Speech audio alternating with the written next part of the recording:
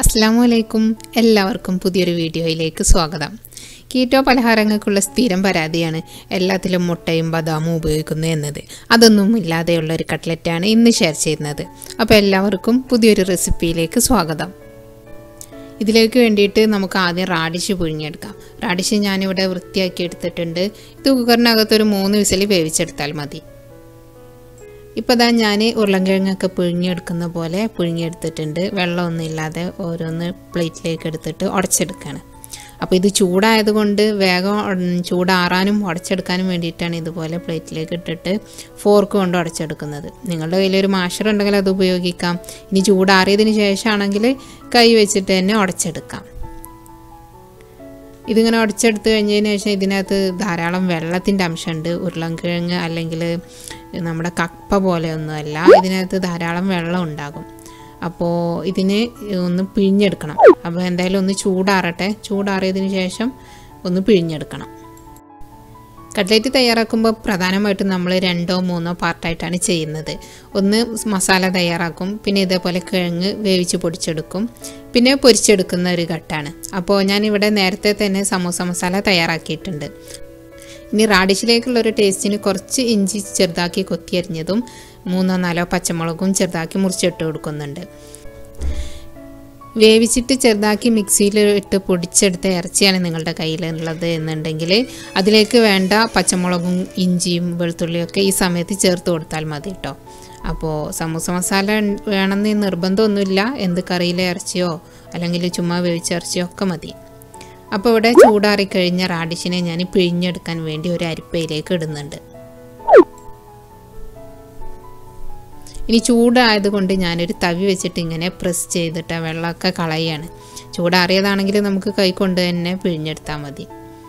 അപ്പോൾ ഇത് നല്ലൊരു മെത്തേഡാണ്. ചൂടിലാണെങ്കിലും അല്ലെങ്കിലും ഇങ്ങനെ പിഴിഞ്ഞെടുക്കൽ ഒരു എളുപ്പമായിട്ടാണ് എനിക്ക് തോന്നിയത്. അല്ലെങ്കിൽ പിന്നെ ഒരു കിച്ചൺ ടവലിലിട്ടിട്ട് പിഴിഞ്ഞെടുക്കണം. അപ്പോൾ അതാ നമ്മൾ 3 റാഡിഷ് ഇവിടെ പിഴിഞ്ഞെടുത്തിട്ടുണ്ട്.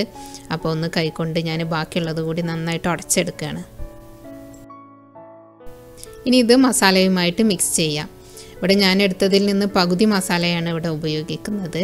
നിങ്ങൾക്ക് എന്തോരം നിങ്ങൾ കട്ട്ലറ്റ് തയ്യാറാക്കുന്നുണ്ട് അതിനനുസരിച്ച് എടുത്താൽ മതി. ഇതൊരു 6 or 7 ടീസ്പൂണോളം സമൂസ മസാല ഉണ്ടാകും. വേവിച്ച ഇറച്ചിയാണ് എടുക്കുന്നത് എന്നുണ്ടെങ്കിൽ ഗരം മസാലയും കുരുമുളക് പൊടിയും ഉപ്പും ഒക്കെ ഈ സമയത്ത് ചേർത്ത് കൊടുത്താൽ മതി. നന്നായി മിക്സ് ചെയ്തതിന് ശേഷം ഒന്ന് ടേസ്റ്റ് ചെയ്യണം. ഉപ്പ് എരിവൊക്കെ കുറവ് തോന്നുകയാണെങ്കിൽ ഉപ്പും ചേർത്ത് കൊടുക്കാം. ഇനി ഇതിലുള്ള ചെറുതായിട്ടുള്ളൊരു വെള്ളത്തിൻ്റെ അംശം ഒന്ന് വലിഞ്ഞു കിട്ടാൻ വേണ്ടിയിട്ട് ഇസബ്ഗോളാണ് ചേർക്കുന്നത്. ഇതാണ് ഞാൻ ഉപയോഗിക്കാറുള്ള ഇസബ്ഗോൾ ബ്രാൻഡ് കേട്ടോ. 1 ടേബിൾ സ്പൂൺ ചേർത്താൽ മതി. നേരത്തെ നമ്മൾ തയ്യാറാക്കിയപ്പം ബദാം പൊടിയോ അല്ലെങ്കിൽ ചിക്പി ഫ്ലോറൊക്കെ ആയിരുന്നു ചേർത്തിരുന്നത്. പക്ഷേ നല്ല ഹൈ ഷുഗറും ഹോബീസൊക്കെ ഉള്ള ആൾക്കാർക്ക് ഈ സ്പിലിയം ഹസ്ക് ചേർത്ത് കൊടുത്താൽ മതി. അത് ഇതിനകത്തുള്ള വെള്ളത്തിൻ്റെ അംശമൊക്കെ വലിച്ചെടുക്കും. എൻ്റെ കയ്യിൽ ബാക്കി വന്ന മസാല ഞാൻ മാറ്റി വെക്കുകയാണ്. ഒരു 10 മിനിറ്റ് ആയി കഴിഞ്ഞാൽ നമുക്ക് ഫ്രൈ ചെയ്യാനുള്ള എണ്ണ ചൂടാവാൻ വേണ്ടി വെക്കാം. ഒരു 10 മിനിറ്റ് കഴിഞ്ഞു. ഞാൻ കട്ട്ലറ്റിൻ്റെ ഷേപ്പിൽ കൈ കൊണ്ട് തന്നെ ആക്കിയെടുക്കുന്നുണ്ട്. നിങ്ങളുടെ കയ്യിലൊരു കുക്കി കട്ടർ ഉണ്ടെങ്കിൽ അത് വെച്ചിട്ട് ചെയ്താൽ മതി കേട്ടോ. എങ്ങനെയായാലും എളുപ്പം തന്നെ. ഞാനിപ്പോൾ ഇങ്ങനെയാണ് തയ്യാറാക്കിയെടുക്കുന്നത്. ഇനി ഇത് ഞാൻ ചൂടായ വെളിച്ചെണ്ണയിലേക്ക് ഇടുകയാണ്. കൈ പൊള്ളാതിരിക്കാൻ ഒരു ഫോർക്ക് ഉപയോഗിച്ചുകൊണ്ട് എണ്ണയിലേക്ക് തള്ളിവിട്ടാൽ മതി. ഈ പാനിനകത്ത് ഒരു 4-5 ഒക്കെ ഒരേ സമയം തന്നെ ഫ്രൈ ചെയ്തെടുക്കാം. അതുകൊണ്ട് മീഡിയം ഫ്ലെയിമിൽ വെച്ചിട്ട് ബാക്കി കൂടി ഷേപ്പ് ചെയ്തിട്ട് ചൂടായ എണ്ണയിലേക്ക് ഇടുകയാണ്.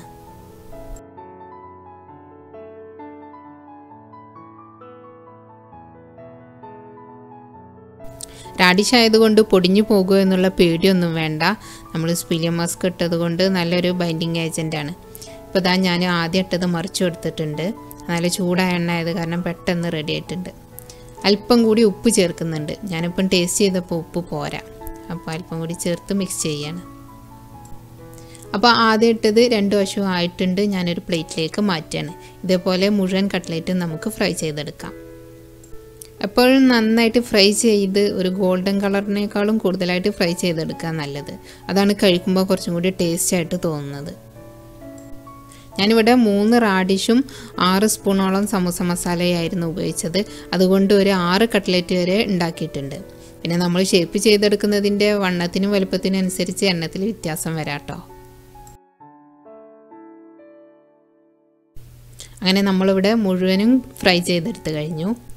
അപ്പോൾ ഇതാണ് ഇന്നത്തെ നോമ്പ് തുറക്കായിട്ട് തയ്യാറാക്കിയ സ്നാക്ക്. ഇതിലേക്ക് വേണ്ടിയിട്ട് ഒരു ഡിപ്പിന് വേണ്ടി ഞാൻ പെട്ടെന്ന് തയ്യാറാക്കിയെടുത്തൊരു സോസ് യോഗട്ട് ഉണ്ടല്ലോ, അതിനകത്ത് പച്ചമുളകും ഉപ്പും ഇട്ടെടുത്തതാണ് കേട്ടോ.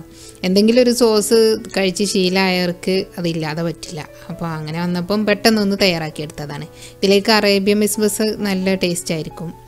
അപ്പോൾ ഇവിടെ ബാങ്ക് കൊടുത്തു നോമ്പ് തുറക്കുകയാണ്. ഇന്നിപ്പം 7ാമത്തെ നോമ്പാണ്. ഇന്നാണ് ഞാൻ ആദ്യമായിട്ടൊരു സ്നാക്ക് നോമ്പിന് തയ്യാറാക്കുന്നത്. ഇതുവരെ നമ്മുടെ LCHവിലെ സിമ്പിളായിട്ടുള്ള മെനു ആയിട്ടാണ് മുന്നോട്ട് പോയത്. ഓംലെറ്റും മീൻ പൊരിച്ചതും ഉപ്പേരിയും ഒക്കെ തന്നെയായിരുന്നു നോമ്പ് തുറക്കുമ്പോഴും അതേപോലെ അത്താഴത്തിനൊക്കെ കഴിച്ചുകൊണ്ടിരുന്നത്. ചൂടാറിയിട്ട് കഴിക്കുകയാണ് ഒന്നും കൂടെ നല്ലത്. സ്പിലി മസ്കിൻ്റെ ഒരു വഴുവഴുപ്പ് പോയി കിട്ടും.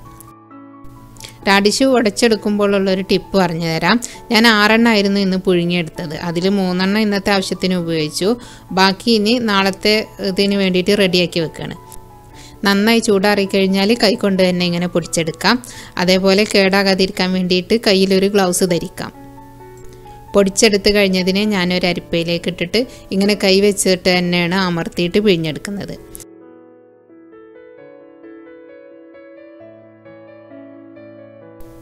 അപ്പോൾ ഇതാണ് ഇന്നത്തെ സ്പെഷ്യൽ കട്ട്ലറ്റ്. ഏത് കുക്കിംഗ് അറിയാത്തവർക്കും തുടക്കക്കാർക്കും ബാച്ചിലേഴ്സിനൊക്കെ റെഡിയാക്കി എടുക്കാവുന്നതാണ്.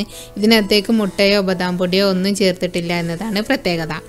പിന്നെ ഇതിലേക്ക് വേണ്ടിയിട്ടുള്ള സമൂസ മസാല എങ്ങനെ തയ്യാറാക്കിയത് എന്ന് ആർക്കെങ്കിലും സംശയം ഉണ്ടെങ്കിൽ കമൻറ്റ് ചെയ്യണം കേട്ടോ. അപ്പം ഞാൻ അതിനുള്ള റിപ്ലൈ തരാം.